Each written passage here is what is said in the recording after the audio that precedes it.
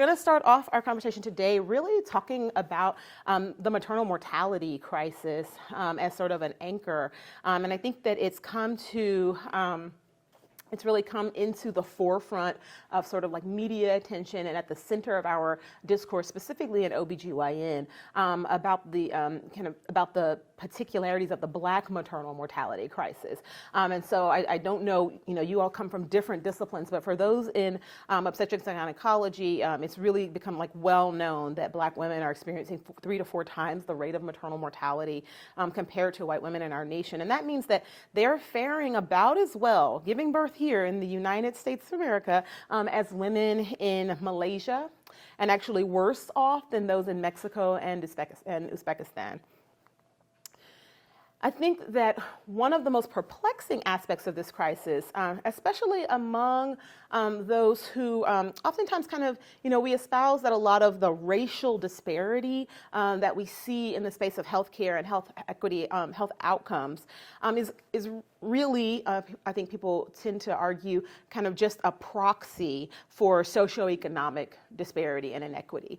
And the fact is, in this space of maternal child care, we actually find repeated, reproducible sort of studies are finding that actually education and wealth fail to protect Black women and babies from death and disease. And so there does seem to be something that's driving kind of as an independent risk factor, sort of the experience of being both Black and woman when we're talking about sort of drivers of inequity in the maternal child space. And these are, again, decades have reproduced this finding, but just in the past few months, we saw again in the New York Times, coverage about a study that showed that childbirth is deadlier for Black families, even when they're rich, says the headline, that money protects white mothers and babies, but doesn't protect Black moms and babies, and that researchers have found that maternal mortality rates are just as high among the highest income Black women as among low income white women. And further, their infant mortality rates between the two groups are similar. So this remains a point of that can be perplexing if we don't really have sort of an understanding of what's operating at the backdrop that might make that our reality. And so that's what we're really going to spend the time unpacking over the next 45 minutes or so. This is probably one of, in my mind, the best kind of analytic frameworks or conceptual models to try to start to connect the dots, to help us to unpack and understand why it is and what it is about this sort of intersection of being Black and woman, and female or a woman, that consistently seems to drive us toward poorer experiences of health and health care. And this is a thesis, this is a depiction of really a framework that Arlene Geronimus originated, and it's called the weathering hypothesis. It really posits that the health of African American women or people, and then other kind of culturally or economically oppressed populations, are really subject to early and accelerated deterioration as a consequence of social exclusion and exploitation that results from systemic oppression and inequity. And so she really speaks to the fact that to understand the Black maternal mortality crisis and these other maternal health inequities, it's critical to understand this framework that she kind of outlines in terms of biological embedding. And that's to say that structural and systemic inequities are like experienced and embodied as chronic stress and trauma. And this is, I think, key because we've done a lot of work over the last several years to try to help to move the conversation away from race as sort of a genetic marker or kind of a fixed aspect of identity, to understanding it as a social construct, as something that we created to assign kind of value and position in society to different groups by virtue of sort of their phenotypic expressions.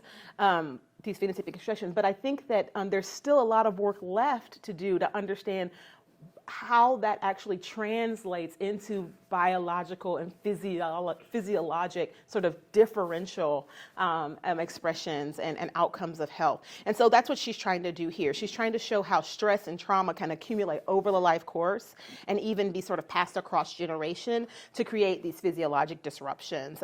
She talks about allostatic load, cellular aging. There's data and studies that are looking at telomeric shortening, suggesting that the cellular aging process is accelerated for folks living under these sort of experiences of oppression, and in doing so, they're experiencing these inflammatory and immunologic sort of disruptions and disorders, again, that are resulting in death and disease, and ultimately a lower quality and quantity of life. So I do not have time. I've already actually said too much about weathering, but it's so critical as a backdrop, I think, because when you look at how the framework starts, and that's where I like to go. I like to go to the beginning of the story. She outlines that one of the first inputs that we have to understand are the current and historical dominant cultural systems, ideologies, and resource allocations that really start this entire cascade of events. And this is how are we going to go from ideas, right, ideology, out to inequities in life expectancy and health outcomes. That's the task that we have in front of us. And what I'm going to argue today and kind of share with you my thoughts on are the ways that Black women are rendered kind of uniquely vulnerable by a dominant culture of misogynoir and these controlling images, which we'll define shortly, that really end up justifying their dismissal and disrespect and dehumanization in our healthcare system, and that then becomes embodied kind of in this process of chronic stress and trauma. It becomes sort of embodied and physiologically manifesting as these adverse health, both experiences of care, but also health outcomes ultimately. So this is where my hope for you in terms of learning objectives is that by the time we leave today, we've already talked about weathering. We said most of what we're going to say about weathering, that you'll know and understand the term misogynoir. And just as a spoiler, it's really the intersection of anti-Black racism and misogyny that sort of goes into this notion. We're going to really unpack that a fair amount. And controlling images, which again, you'll come to understand. And I want you to be able to identify then not only what controlling images are in terms of these archetypes and tropes, but also how they ultimately justify misogynoir, because they shape and organize societal expectations about mistreatment of Black women. And we're going to move from that into characterizing examples of how misogynoir operates so that you can recognize it and understanding its impact in our clinical care settings, in academic medicine and medical education. And then finally, because I don't want to just paint a bleak picture and run away, we're going to actually talk about some institutional and interpersonal strategies that can help us to mitigate misogynoir in the places where we work and play. But before we get into that good stuff, I'm going to just share with you an excerpt that I really think kind of provides us with a point of entry that's very meaningful and helpful as an illustration into this concept. It's from an excerpt from a piece written by Professor Tressie McMillan Cottom. She's an associate professor at UNC. She's actually now a columnist for the New York Times, and recently, I think, like a 2020 MacArthur Genius Award winner. But this sort of predated some of that acclaim, and she had this essay called "Dying to be Competent" that was published in Time a couple of years back. And she writes that, "I've never felt more incompetent than when I was pregnant. That day, I sat in the waiting room for 30 minutes after calling ahead and reporting my condition when I arrived. After I had bled through the nice chair in the waiting room, I told my husband to ask them again if perhaps I could be moved to a more private area. The nurse looked alarmed about the chair and eventually ushered me back. When the doctor arrived, he explained that I was probably just too fat and that spotting was normal, and he sent me home. Later, I called the nurse. She asked me if my back hurt. I said no, it was my butt that hurt. The nurse said that it was probably constipation. I should try to go to the bathroom. I tried that for all the next day and part of another. And by the end of 3 days, my butt still hurt, and I had not slept more than 15 minutes straight in almost 70 hours. I went to the hospital. They asked again about my back, implied I had eaten something bad for me, and begrudgingly, finally decided to do an ultrasound. The image showed 3 babies, only I was pregnant with 1. The other 2 were tumors, larger than the baby. The doctor turned to me and said, "If you make it through the night without going into preterm labor, I'd be surprised." With that, he walked out, and I was checked into the maternity ward. Eventually, a night nurse mentioned that I had been in labor for 3 days. "You should have said something," she scolded me. After several days of labor pains that no one ever diagnosed, because the pain was in my butt, not my back, I could not hold off labor anymore. I was wheeled into the delivery operating room, where I slipped in and out of consciousness. At one point, I awoke and screamed. The nurse told me to watch my language. I begged for an epidural. After 3 eternities, an anesthesiologist arrived. He glared at me and said that if I wasn't quiet, he would leave, and I would not get any pain relief. Just as a contraction crested, the needle pierced my spine, and I tried desperately to be still and quiet so he would not leave me there that way. When I awoke, I was pushing, and then my daughter was here. She died shortly after her first breath. The nurse wheeled me out of the operating room to take me back to recovery. I held my baby the whole way because apparently that is what is done. After making plans for how we would handle her remains, the nurse turned to me and said, "So you know, there was nothing we could have done because you did not tell us you were in labor." She finishes, or kind of later on in reflecting on the experience, she states that what I remember most about the whole ordeal, groggy from trauma and pain and narcotics, is how nothing about who I was in any other context mattered to the assumptions of my incompetence. I spoke in the way one might expect of someone with a lot of formal education. I had health insurance. I was married.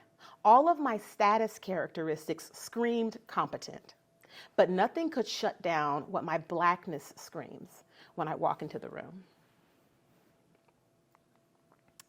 And so when I read her essay, Dr. Macmillan Cottom's essay, it actually reminded me also, and in kind of maybe a more contemporary, popular set of conversations about Serena Williams' pregnancy. And I don't know if you all know that prior to her pregnancy, she'd had a PE in the past. And so she went into pregnancy at elevated risk for having a thromboembolic event. And so in her postpartum period, she actually was experiencing some dyspnea, some shortness of breath.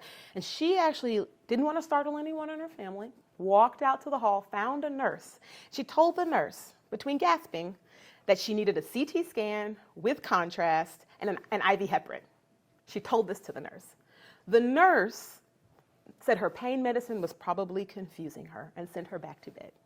Serena Williams. Doctor originally, somewhere along the line, got the message, came in doing a Doppler ultrasound on her leg. She was like, no, I told you I need a CT and a heparin drip. And, you know, eventually, because she's here to tell the tale, and humorous though it may be, she was ultimately diagnosed, sure enough, with a PE and received the appropriate treatment. But I mean, people were dumbfounded kind of when this sort of came out into the public arena, because everyone's like, you know, if the most famous tennis player in the world could just be dismissed, kind of diminished, disbelieved, you know, what does that mean for the rest of us, right? If fame and fortune can't protect you as a Black woman, then what can? And so to understand why education, insurance, marital status, wealth, fame, fortune won't save you, you really have to understand how distinctively bias operates when we're talking about the care and the interactions with Black women. You have to understand this notion of misogynoir. And misogynoir, it's a term that is really coined by a Black feminist scholar, Moya Bailey, that describes a specifically anti-Black sort of form of misogyny that Black women experience as stereotypes, violence, oppression, and dehumanization is really critical to it. And it's unique to Black women's sort of experience in their bodies, their lived experience, their histories. And I put this sort of set of portrayals of Serena Williams here for context because, of course, right now she's the GOAT, right? She's beloved in the public eye. But if you don't recall, or for folks who haven't followed her career, when she and her sister hit the scene, they were booed at Indian Wells when they first came out. And if you've watched the progression of the ways that she's been depicted in the public eye, the way she's been critiqued, as hyper-masculine, as angry, unsportsmanlike, or the hypersexual characterizations about what she wears and why and how her body looks in it.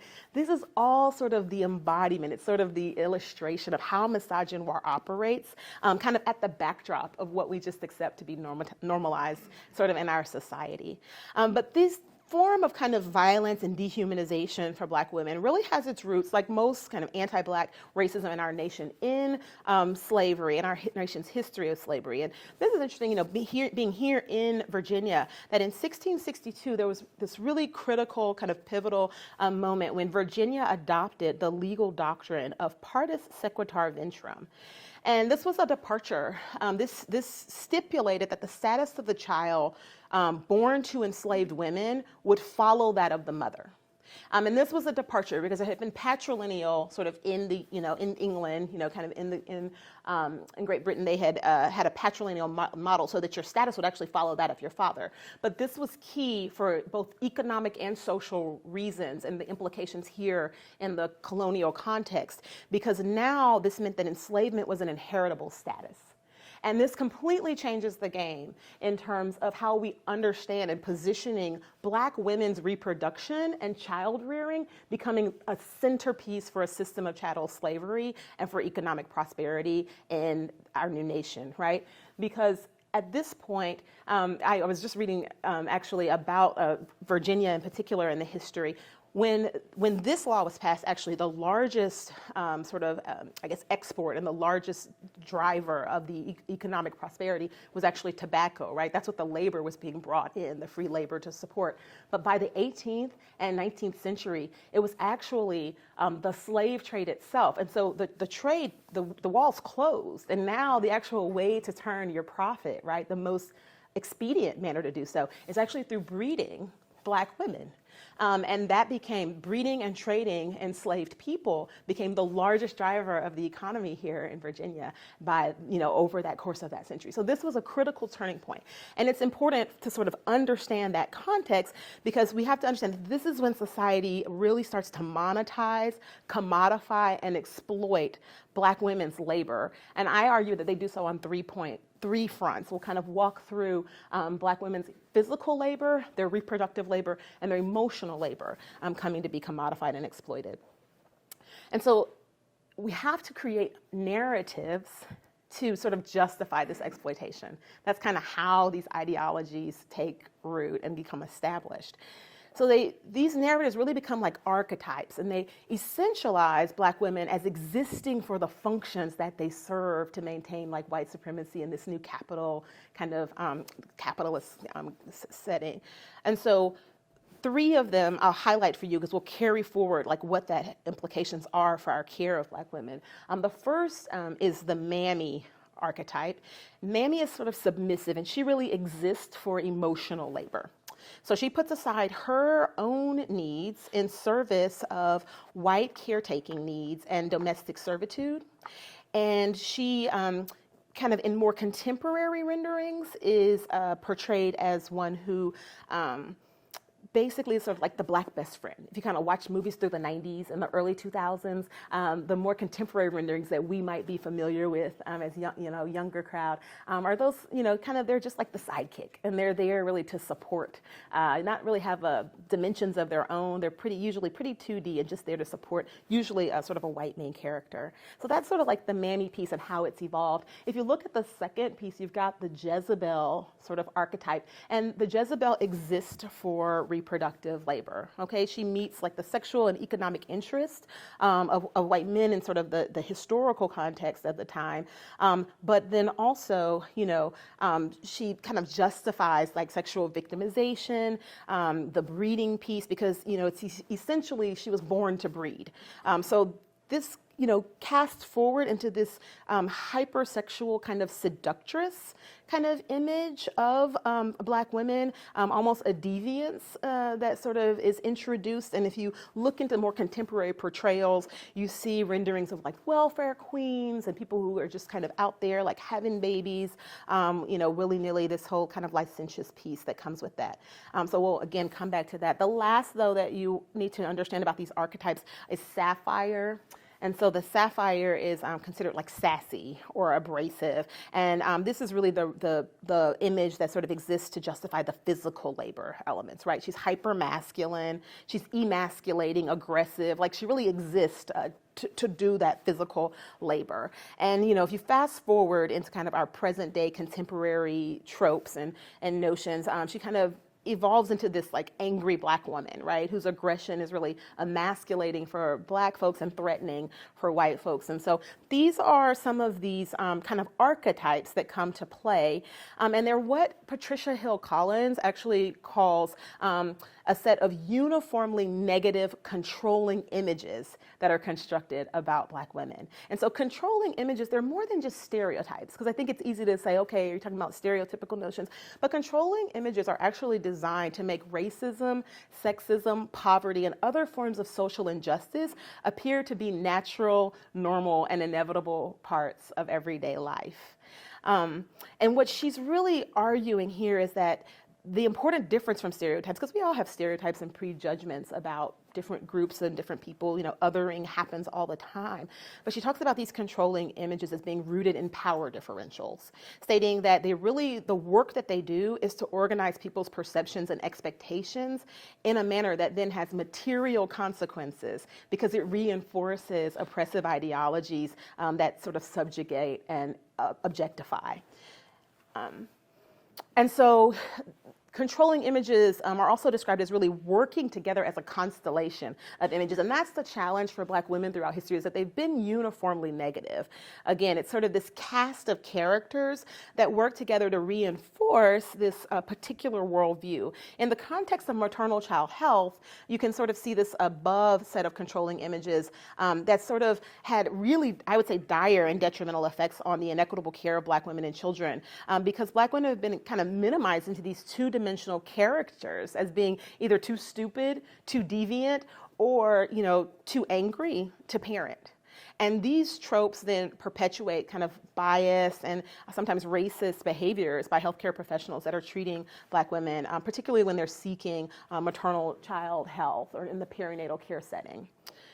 The cost of these reductionistic tropes about Black women is really a form of what I've sort of termed and have been talking about as medical misogynoir, because it's a system of care that's really been described as both neglectful and judgmental, and ultimately can lead to, and there's been sort of studies, Altman and colleagues have found that out of this, there's sort of a withholding of information or an uneven handling of information that oftentimes excludes Black women from decision-making about sort of their own care and meaningful engagement in the healthcare process.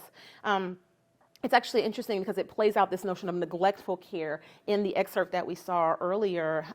Tamora Lewis has described a cumulative deprioritization that happens for Black folks in like emergency room settings and triage settings. And I couldn't help but think about that when I thought about that image of her sitting in the waiting room, right? And there's sort of Black folks, especially in predominantly white settings, struggle with like a hypervisibility at the same time as an invisibility. So it's like she's there and, and completely kind of looked over. But I think that Dr.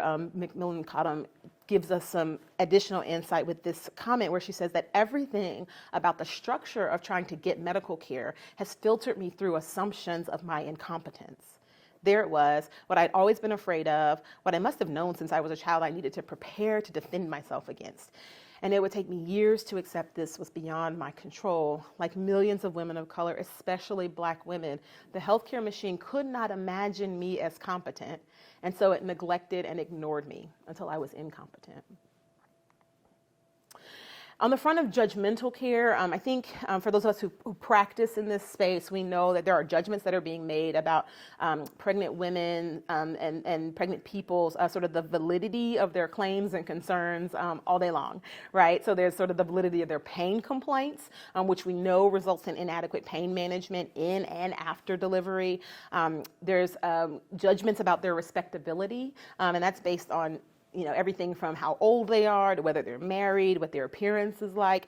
And there's been sort of documented studies showing how demeaning behaviors and insensitive comments are quite regular, frequent part of perinatal care.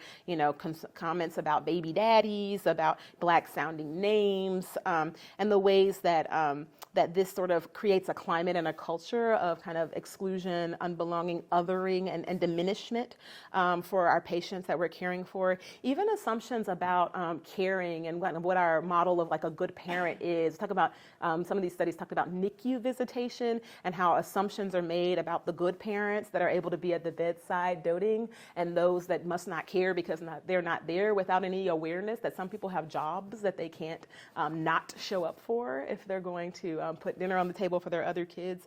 And then kind of outside of that literature, I reflect often on my own training experience, wherein we had nurses who would talk about in sign out, about patients coming in with crack hair.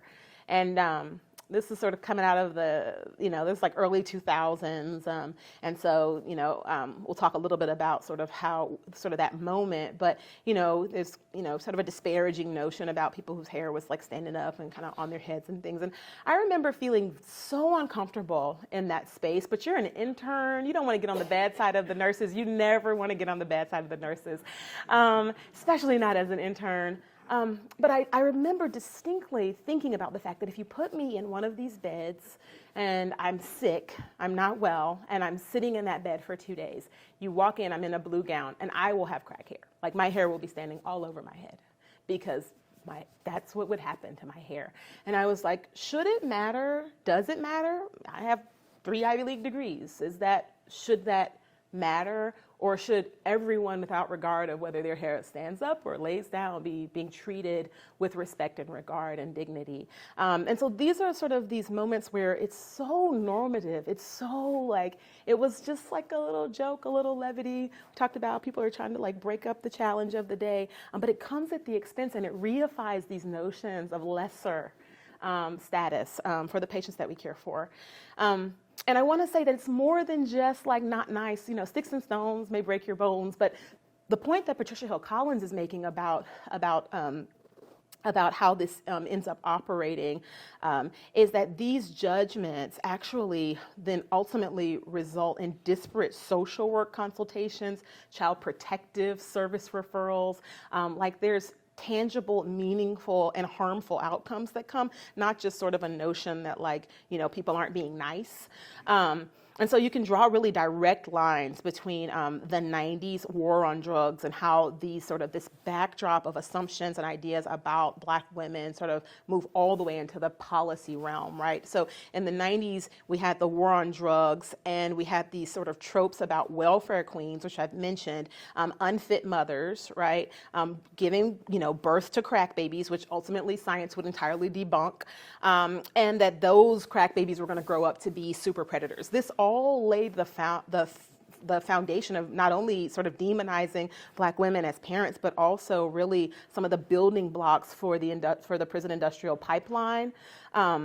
And, you have to look at it in stark contrast to our current day approach to how we deal with substance use in pregnancy. But it's not a coincidence that that we've taken a kinder and more compassionate approach now that the face and the victim of substance use are largely white women in our care, right? And so understanding the ways that that Misogynoir operates in sort of punishing addicts and sort of indicting Black youths is critical, again, to understanding that these are material losses and costs that are associated with it. To this day, despite not being more likely to use drugs or perpetuate child abuse and neglect, Black women remain more likely to be drug tested They remain more likely to be reported to the authorities or the CPS if they have a positive drug screen, and their children remain more likely, all other things being equal, to be taken away from them by CPS. And that would maybe be something we could find acceptable if ultimately that led to better outcomes for those children. But in fact, Black children fare worse in our CPS system, still being more likely to enter into the foster care system, receiving poorer treatment there, less likely to be reunified with their families or adopted out. Similar to medicine and some of the challenges we face in our healthcare institution and our policing setups, our child protective services have a long and fraught relationship to race and racism. And when Black women are really deemed or sort of designated as incompetent, immoral, subhuman, it just becomes so much easier to separate them from their children. We have this long tradition back to the auction block, really normalizing removing Black children from the care of their families. This plays out in present day inequities that are apparent in our child protective services and systems. And so I said I wasn't just going to come with like doomsday messaging for you. I want to talk a little bit about what do we do with that? Like what are the tools that we have available to us to try to mitigate some of these inequities? And my research life has been sort of enmeshed in this space of shared decision making. And I think that you have to understand that at the heart of all of this, the backdrop of this conversation about controlling images and inequity is really the heart of it is power.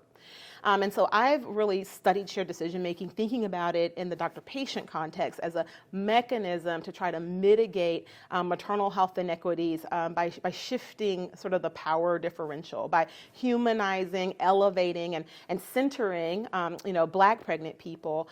So I talk about shared decision-making and sharing power, okay, where we really have to structure the clinical encounter around shared priorities, where we have to create kind of a shared agenda, inviting patients into, kind of what it is that we're there to address and discuss. We have to manage expectations about outcomes, what's desired, what's most likely, in terms of depending on, trying to get clarity about goals of care, where we also have to attend to the patient's wants, right? Eliciting their preferences, their values, so that we can help to align our treatment plans with what those goals of care and ultimately are. And we have to acknowledge that the patient comes with expertise, that they actually are. I mean, we hate that term, I know my body. Oh my gosh, like people are like, stab me right now. But, but the reality is they do, like they live in it every day, and that their lived experience is a form of expertise that we need if we're going to make good decisions in care. It has to be bi-directional in the exchange of information and expertise. And then finally, moving into that space of being able to really jointly make decisions and support patients in this space. These are some of the steps toward having more patient-centered encounters in care. I'll just note quickly, because we certainly don't have time to launch into conversations about trauma-informed care and reproductive justice, but shared decision-making really only attends to this interpersonal aspect of implicit bias and obstetric racism. And the efforts really have to be paired with systemic sort of changes. We really have to think about a new, reimagine a model of care that could be more patient-centered and more equitable. And so I think that part of the answer to that is starting to integrate some of these models around trauma-informed care and reproductive justice into our sort of established models of care in this space. I'll close this section just talking to you, or just kind of leaving you with a thought. It comes from a quote from the Combahee River Collective, and this was a kind of a Black feminist movement. It was named after a Union Army raid that Harriet Tubman actually led in 1863 in South Carolina, where she liberated 750 enslaved Black people. And the Combahee River Collective wrote that if Black women were free, it would mean that everyone else would have to be free, since our freedom would necessitate the destruction of all systems of oppression. And so we, I think, have begun to contend with the impact of obstetric racism and bias, especially in this moment about talking about Black maternal mortality, post George Floyd. I mean, there's been new attention to this clinical context. But I really think that we've paid less attention to considering the impact of these same sort of dehumanizing and kind of two-dimensional controlling images as they operate in the workplace. So we're going to spend a little time looking into that. I'll move quickly through these. The takeaway from this is that the proportion of women from underrepresented in medicine, race, or ethnic groups really has been flat for the last decade or so. We're at 12, 13. We're not making a lot of great progress there. And that the greatest proportion of URM women faculty are at the assistant and the instructor ranks. So only 2.8% there in the full professor ranks, at the highest ranks of the organization. And, you know, I read this tweet by Vanessa Grubbs, and, you know, as it was intended to do, it's going to grab your attention, but she says it's time to stop pretending more pipeline programs are the answer for the dearth of Black doctors. And it was interesting, you know, again, I'm not here to say that pipeline and pathway programs are not needed. They absolutely are. I think early childhood education is a point of important focus for us as we as we desire to do better for the generations to follow. But what she argues is that these programs really aren't addressing discrimination that's occurring farther down the training progression. She says that medical institutions have yet to honestly examine and address how they perpetuate the problem of a white-dominated physician training system that unjustly excludes, punishes, and dismisses Black medical students, trainees, and attending physicians.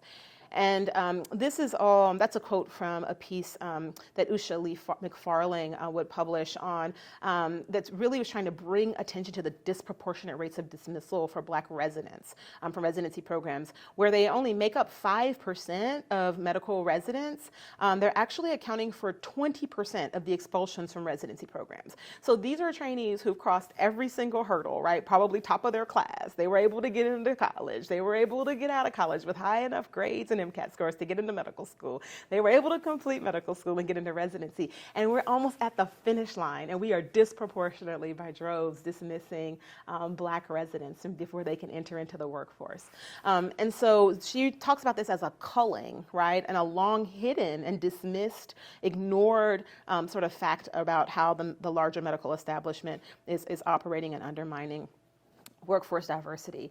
And so in trying to understand some of the root causes of this inequity, Chanel Wilson has a piece that really tries to dissect, it's frankly an all too familiar pattern. I mean, I sit in Facebook groups and things, and these are stories that are, it's just like bread and butter, frankly, in these spaces, because they're really common and resonant about this pattern of what she describes as gaslighting that kind of accompanies misogynoir.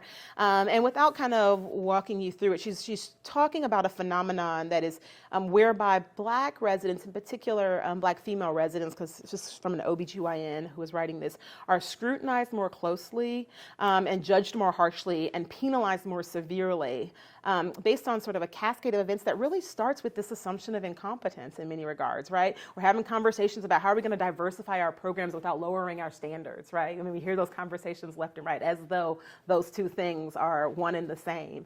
And then you're coming in, and she talks about a selective attention bias, right? Because there's a sort of a confirmation bias that operates. So you think that they're less qualified or capable, and then you're paying attention, right, to confirm that bias that pre-exists. So then, they make an error, as all interns do, but then it's like, oh, see, I knew it, right? We got to keep an eye on that one. So then that scrutiny sort of comes to play, that harsh judgment. But what also happens is it circles back on the learner, because now they're getting this feedback about sort of where they're falling short and how they're not prepared. And then they start to double check everything, right? They start to be more uncertain, more inefficient, right? Less autonomous, asking questions, not wanting to speak up. And then that further confirms this sense that they're not prepared, not capable, not demonstrating the needed independence to move in. So she talks about this cascade. And what's interesting, is that the gaslighting element of it came to mind when I was reading this article out of New England Journal this past month from Celeste Green, because she writes about it's an article called Resilience, or it's a perspective piece called Resilience, the Last Thing We Need. But she's actually on the other end of the spectrum, where she's recounting out of her residency where the nurses were saying that she was overconfident and arrogant. and too aggressive, right? So it's this like damned if you do, damned if you don't, right? And she says that navigating racism as a Black physician often feels like being the first person in a group to walk through a spider web. Those behind you watch as you panic, swatting the air to free yourself from an affront that no one else can see or feel. They can either believe that there was a web in your face or dismiss your experience and call you crazy. And this is really fundamental to understanding how the gaslighting piece, how the not being believed and sort of dismissed as like, oh, they were just joking. Oh, you're taking it a little too seriously. Oh, maybe if you just sort of, loosened up a little bit. How that sort of reinforces this notion of unbelonging. And so they both offer, again, said not just not just doom and gloom, but they both offer some mitigation strategies for us. One being that Dr. Wilson says that physicians who recruit and train residents really need to start to understand that they are gatekeepers of diversity in medicine, and she offers some suggestions about rater error training for faculty, which helps people to understand how these cognitive biases can operate, not just unconscious sort of racial or gender bias, but a whole host of anchoring biases and other cognitive errors that we can make in that space, requiring faculty to have to list more than one example, not just one-offs and anecdotes, but more than one example to justify if they're going to rate someone below average, and actively voicing and raising awareness each time you're convening to try to do these sort of clinical competency discussions about the ways that implicit bias can kind of impair our judgment and operate to the disadvantage of our residents of color. And then Dr. Green talks about the importance of being able to display in clinical workplaces, both having policies, but then also displaying them to ensure that people understand that it's a culture where you can report, mistreatment, discrimination, and tolerance, and that those things will matter and are being monitored by the leadership. Training faculty, again, to recognize to and respond to racism and microaggression against trainees. We did some upstanding training yesterday with some of your faculty, and that can be an important intervention to try to shift the culture. Discarding evaluations that seem like one-offs, particularly if they're speaking to remarks about communication or physical appearance, things that are not really related to their clinical performance or the educational milestones, not giving oxygen or kind of fanning the flames there, and sort of demoralizing residents in the process.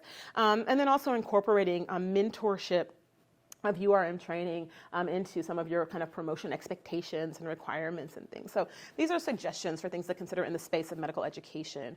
But I want to say, like, once you move forward, if we fast forward through past this point in her career, our resident who kind of was walking through that cascade, even if they get to the other side, maybe not unscathed, but they get on the other side, they don't get dismissed, they're out in the workforce, there's still more of this to contend with as we advance into the workplace. There's been work that's been described by a scholar, Keisha Thomas, that's called Pet to Threat, and it talks about how women of color really their competence is initially kind of lauded and supported, but then becomes a source of like threat as they sort of gain confidence and traction and, are pointing out more concerns and challenging more of the status quo. And it really was kind of mirrored in this model that I've seen about the problem woman of color in the workplace, whereby women of color can enter organizations and initially have this honeymoon. Again, everybody's excited and welcoming them, but then they start to kind of point out concerns about, again, the status quo, about the climate, pushing for accountability. And at that point, the organization can start to kind of blame or ignore, deny, and oftentimes the responsibility for fixing the problems that they're identifying get put back on the woman of color. And ultimately, if they kind of continue to be, too vocal or rub people too much the wrong way, then I've seen, that organizations can then decide that it's actually not the problems that she's complaining about that are the problems, but actually she herself is the problem. And then that becomes a whole narrative that, she's labeled as a communication issue, a personnel issue, questions about whether she's a good fit for the organization. And ultimately, oftentimes, those folks end up kind of moving out. And so this, again, is kind of pointing to an area of risk that Jodi Ann Burey really talks about. She says that, that it results in sort of a sense of silencing and shrinking among Black women and women of color in your organization, because you kind of start in this place of like, oh, we're looking for passionate people who can bring a fresh perspective and challenge our way of thinking, so we say. But then over time, they're hearing that you need to be more of a team player. You're kind of, your approach is making it difficult to work with you. People are feeling uncomfortable. You're kind of hurting your relationships with all this talk about racism and DEIJ. And so, Jodi Ann Burey is really critiquing in a fantastic TED Talk, which I suggest everyone watch in your free time, why you should not bring your authentic self to work.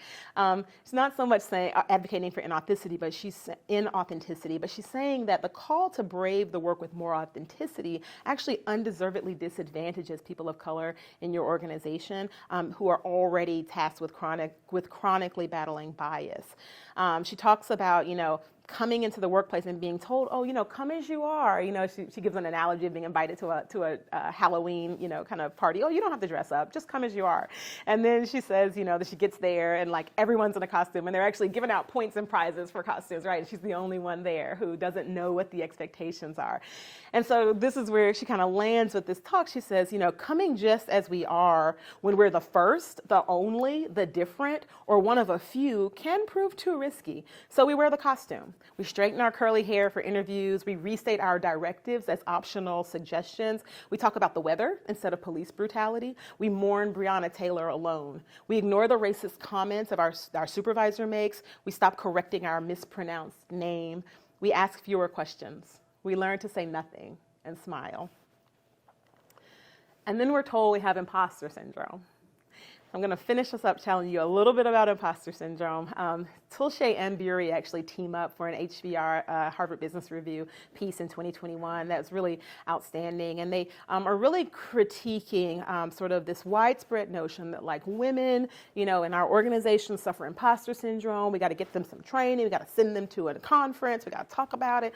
So imposter syndrome, for people who don't know, is this sort of notion about doubting your abilities or feeling like a fraud. And, the challenge that they make is that this was stood up, first of all, mostly in the study of white women, but also completely devoid of really an analysis of the ways that systemic racism and classism and other biases are actively undermining the ability for folks to feel confident in their abilities and to be sort of rewarded for their abilities. And so they say that the imposter syndrome is a problem because it puts the blame on individuals without really accounting for the historical and cultural context. And she says that the answer is actually to fix the places, not the women. She said that the answer to overcoming the imposter syndrome is not to fix individuals, but to create an environment that fosters a variety of leadership styles and in which diverse racial, ethnic, and gender identities are seen as just as professional as the current model. And so in a subsequent piece, they actually outline strategies for your workplace and your systems to end imposter syndrome. And we won't go through all 7 in the interest of time, but I will highlight a few just to close out. The first that they say is to be honest about the impact of bias. And so they talk about the Eurocentric model of professionalism as a cage for everyone that most tightly constrains Black women. This is a critical point. I actually have started to, if I'm in a lot of searches now. If I see that there's evaluation of professionalism on an evaluation, I'm picking up the phone to call someone because it's such a narrow construct and it's so much been based on, it's kind of like medicine was built around the 70-kilogram white male, right? Like professionalism was built around sort of executive presence, and we mostly only have white male models for that.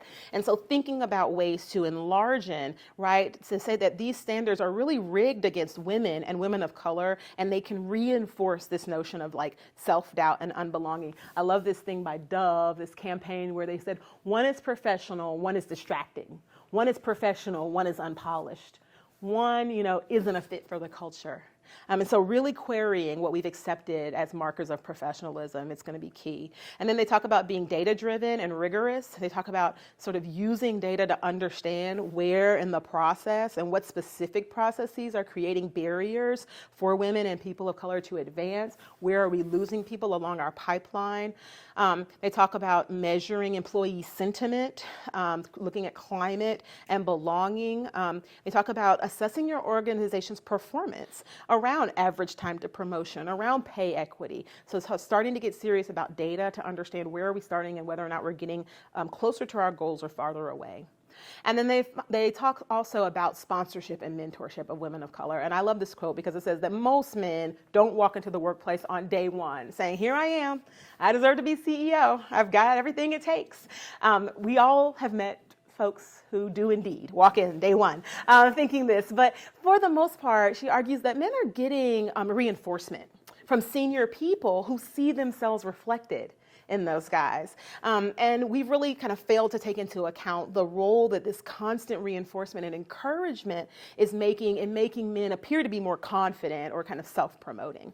And so they offer up these ABCDs to amplify, boost, connect, and defend women of color, minoritized individuals in your organization in order to help support more equitable advancement. And so I'm going to finish here, again, in the interest of time, with just a closing quote that actually, it was a quote from the Tilshine and Bury piece, but it reminded me of the Combahee River quote. And so I'll leave you with this reflection. How Black women experience your organizational culture may serve as a litmus for the inclusion level of your company. So instead of seeing the experience of the most underrepresented as an outlier to the data, right, and dismissing it, they suggest that you center them to drive the next steps for organizational change. I'll stop there.